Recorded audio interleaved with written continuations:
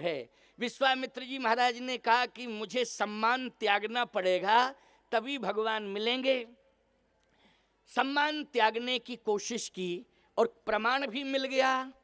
क्या प्रमाण मिला? विश्वामित्र जी महाराज का प्रमाण है कि तव मुनिवर मन कीन विचारा, प्रभु अवतरऊ हरण मही भारा। प्रभु का अवतार हो गया, महाशब्द हटा, मुनि बर हो गए। तो किसी ने कहा बर मानी भी तो श्रेष्ठ होता है, बर तो लगा है। विश्वामित्र जी ने कहा कि सम्मान लेने की इच्छा नहीं है तुलसीदास जी, बर भी हटा दो, बर भी हटा दो, सम्मान की इच्छा ही नहीं है। तुलसीदास जी बोले तो फिर बढ़ो आगे तब ना हटे बर। बोले कहां? बोले भगवान की ओर बढ़ो तो बर भी हट जाएगा, बर भी हट जाएगा। क्योंकि संसार में जितने भी बर हैं वो सब नश्वर हैं, एक ही बर अमर है, सियावर रामचंद्र की। बस यही बर अमर है, बाकी तो सब बर बर के बर गए। क्यों भाई, बर गए कि नहीं? लेकिन एक ही बर अमर है, सियावर सियावर सियावर। इसलिए आगे बढ़ो तो बर हटेगा। और जैसे आगे बढ़े तो तुलसीदास जी ने बर को हटा दिया। बोले मुनिया गमन सुना जब राजा, मुनिया गमन सुना जब राजा, तो मिलन गयउले विप्र समाजा, मिलन गयउले विप्र समाजा।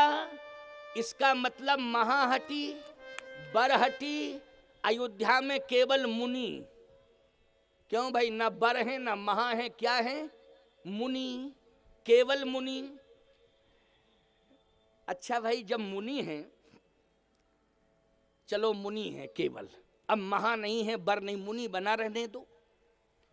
लेकिन जब तक मुनि बने रहे तो दशरथ तो मिल गए लेकिन राम नहीं मिले। समझ लेना, दशरथ मिल गए लेकिन राम नहीं मिले। क्यों? ये मुनि वाला अभिमान भी ना रहे। जैसे हम अपने को महात्मा माने, हम तो महात्मा हैं, महात्मा हैं, महात्मा हैं। अरे तुम महात्मा हो लेकिन अभिमान क्यों कर रहे हो कि मैं महात्मा हूं? महात्मा हो लेकिन अभिमान मत करो, क्योंकि अभिमान अगर कर लोगे तो महात्मा नहीं रहोगे फिर। क्योंकि अभिमान जिसके जीवन में होता है वो महात्मा नहीं होता है। विश्वामित्र जी के जीवन में अभी मुनि शब्द जुड़ा हुआ है। दशरथ जी मिल गए, दशरथ जी से सम्मान भी मिल गया। प्रमाण क्या है सम्मान मिला? बोले कर दंडवत मुनि सन्मानी, और निज आसन बैठा रे आनी, चरण पखार कीन गति पूजा,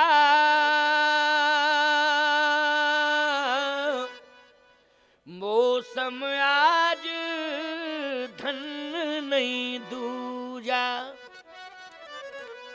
सिंहासन पे बिठा दिया, चरणोदक लिया, आरती की, स्तुति की। तो प्यारे विश्वामित्र जी को अयोध्या में सम्मान मिला कि भगवान? अभी तो सम्मान मिला, लेकिन लेने क्या गए थे? सम्मान लेने गए थे कि भगवान लेने गए थे? हमारी समझ में तो लेने गए थे भगवान, लेकिन मिला क्या? सम्मान। विश्वामित्र जी चिंतित होकर के बैठ गए, सोचने लगे कि आया था भगवान लेने लेकिन सम्मान मिलने लगा, क्या भगवान नहीं मिलेगा? संतों ने कहा कि ये मुनि वाला शब्द जब तक नहीं हटेगा तब तक भगवान नहीं मिलेगा। इसको भी हटाओ, इसको भी हटाओ।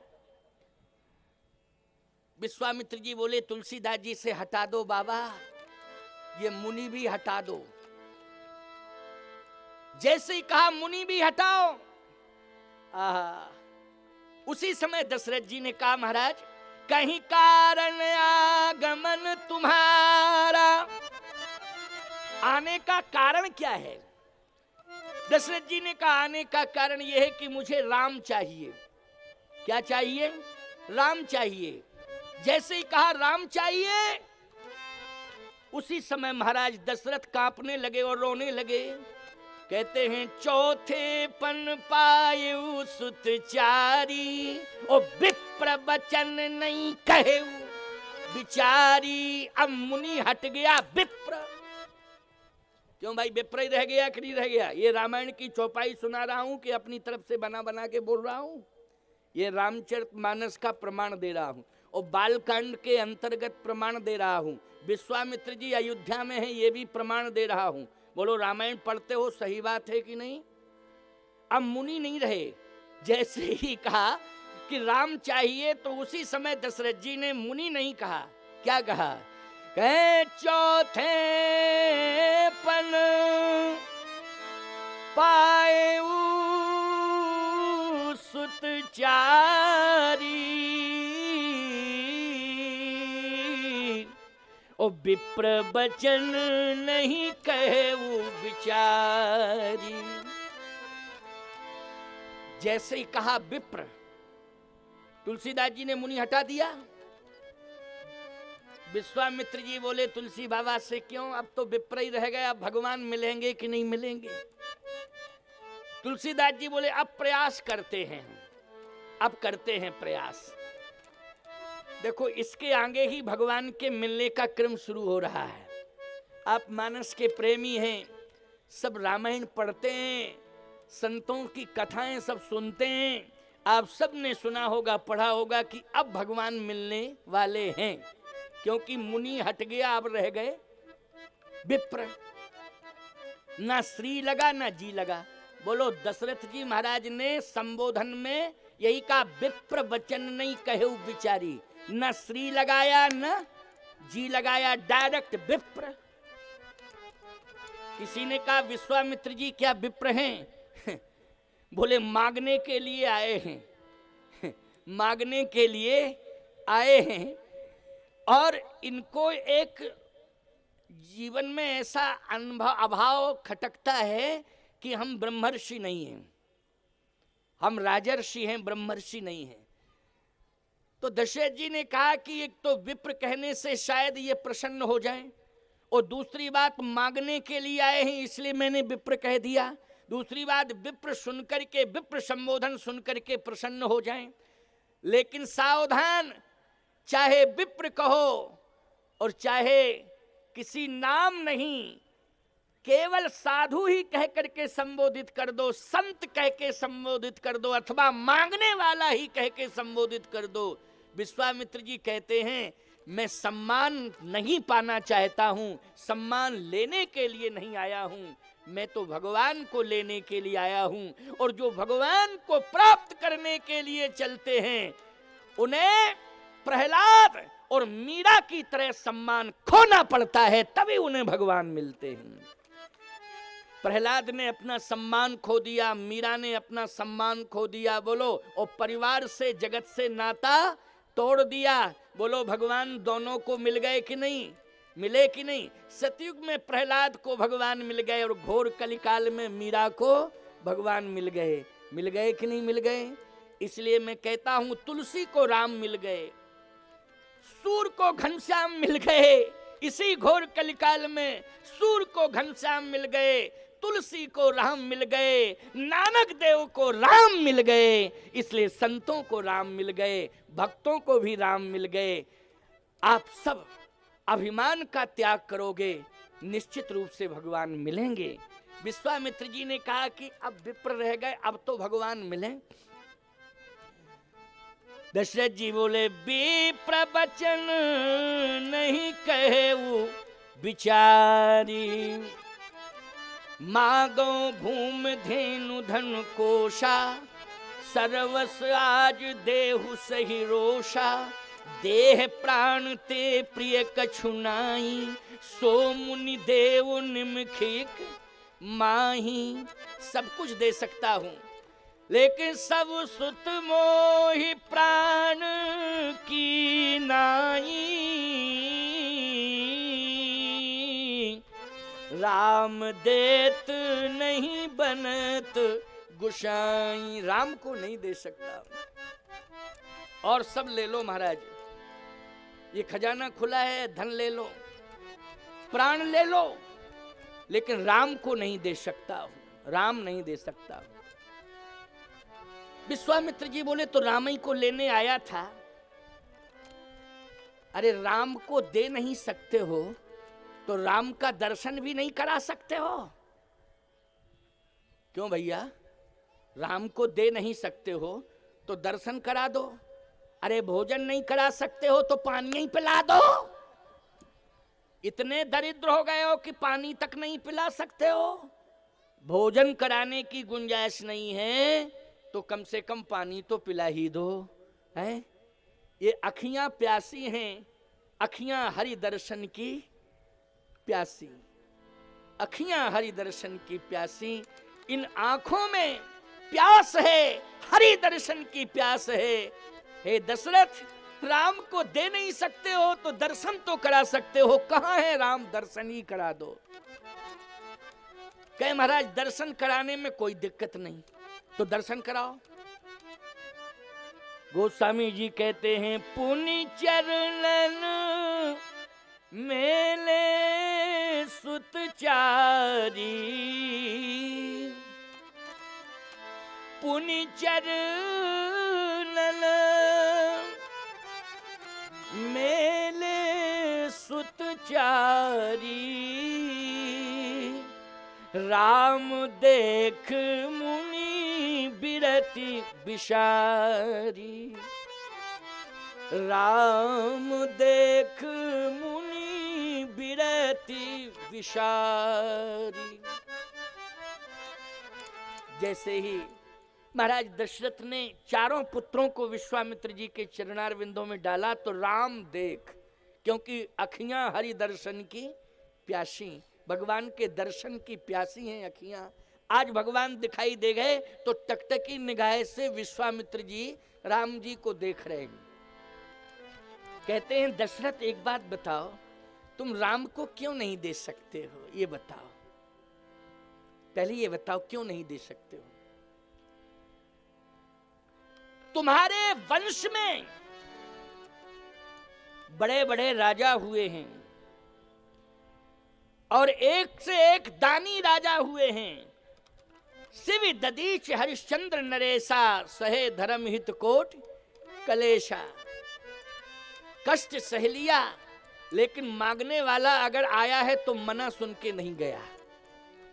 मंगल लहई न जिनके नाही, ते नरवर थोरे जग माही। मांगने वाले कभी मना सुन के नहीं गए तुम्हारे इस वंश में। आज मैं रघुवंश में आया हूं, तुम्हारी दहरी पर आया हूं, लेकिन आज मांग रहा हूं लेकिन मना सुन के जा रहा हूं। ये कष्ट है। राम को क्यों नहीं दे सकते हो? कहा महाराज मना कहां कर रहा हूं, धन ले लो। विश्वामित्र जी ने कहा देखो महात्माओं का धन खजाने में नहीं है। अगर कोई माई का लाल ये कहे कि खजाने में जो धन भरा पड़ा है महात्माओं को दे दो, महात्मा ले लेंगे, ठीक है, ये तुम्हारी श्रद्धा है कि तुम अपने हाथ से दान कर रहे हो, लेकिन महात्मा ले भी लेगा तो महात्मा सीधा जाकर के गौशाला में खर्च कर देगा या संत सेवा में खर्च कर देगा।